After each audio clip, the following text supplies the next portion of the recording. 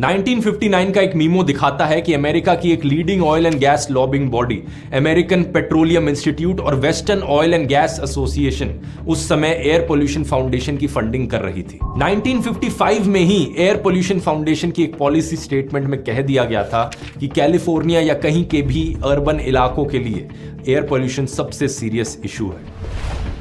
इस चीज का कोई सबूत नहीं है कि चार्ल्स कीलिंग ने पैसे के लालच में आकर अपनी ही रिसर्च को दबा दिया हो, लेकिन इस बात का सबूत जरूर है कि इस इंडस्ट्री ने इस क्लाइमेट साइंस को कई दशकों तक पब्लिकली नकारा, झूठ और फरेब का रास्ता अपनाया। इतना ही नहीं, इन्होंने क्लाइमेट क्राइसिस पर किसी भी एक्शन को डिले करने के लिए भी फंडिंग करी। साफ तौर पर एक चंदा धंधा मॉडल यहां पर देखा गया। 2016 में की गई एक इन्वेस्टिगेशन से पता चला कि एक्सॉन मोबिल और दूसरी कंपनियों ने 1963 में ही इलेक्ट्रिक कार्स और लो एमिशन व्हीकल्स की टेक्नोलॉजी को पेटेंट करवा लिया था। पेटेंट रिकॉर्ड्स ने दिखाया कि वो कार्बन डाइऑक्साइड एमिशंस को कम करने वाली टेक्नोलॉजी पर रिसर्च कर रहे थे, यानी उन्हें पता था कि CO2 एमिशंस दुनिया के लिए खतरा है, लेकिन साथ ही साथ उन्होंने लॉबिंग की ताकि ऐसी रिसर्च के लिए सरकारी फंडिंग ना हो सके। सालों तक ये कहते रहे कि क्लाइमेट चेंज जैसी कोई चीज नहीं होती, इंसानों की वजह से कुछ नहीं हो रहा है।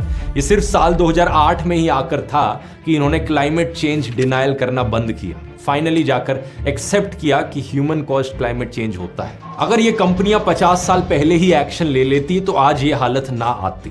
2021 में committee on oversight and accountability की एक हिस्टोरिक हियरिंग हुई, जहां फॉसिल फ्यूल एग्जीक्यूटिव्स ने एडमिट किया कि क्लाइमेट क्राइसिस एक अर्जेंट थ्रेट है, लेकिन उन्होंने जो कई दशकों तक झूठी खबरें फैलाई उसकी जिम्मेवारी लेने से मना कर दी। पीटर कैलमस अपने द गार्डियन के आर्टिकल में कहते हैं कि अगर हमें क्लाइमेट क्राइसिस से बचना है तो हमें बिलियनियर क्लास से बचना होगा। हमारे पास ऑलरेडी सोलर एनर्जी का ऑप्शन है, लेकिन ये अरबपति लोग इस ट्रांजिशन को भी ब्लॉक कर रहे हैं। वो एग्जाम्पल देते हैं माउंटेन वैली पाइपलाइन प्रोजेक्ट का। एक पाइपलाइन का प्रोजेक्ट है ये अमेरिका में, जो क्लाइमेट चेंज के पर्सपेक्टिव से बिल्कुल भी सही चीज नहीं होगी करनी। एक्टिविस्ट ने इसके खिलाफ प्रोटेस्ट भी किया था इसे बंद करवाने के लिए, लेकिन एक कंपनी ने डेमोक्रेटिक सेनेटर चक शुमर को केवल $3 लाख दिए और फिर से ये प्रोजेक्ट रिवाइव हो गया। ये चंदे धंधे का मॉडल अमेरिका में बेहद बेशर्मी और खतरनाक तरीके से फैला हुआ है। ये तो डेमोक्रेट पार्टी की बात थी। इनकी जो दूसरी मेन पार्टी है रिपब्लिकन पार्टी, इलॉन मस्क ने डोनाल्ड ट्रंप और दूसरे रिपब्लिकन कैंडिडेट्स को जितवाने के लिए $277 मिलियन खर्च किए। ये उनकी वेल्थ का केवल 0.06% होता है, लेकिन इलेक्शन पलटने के लिए ये काफी था।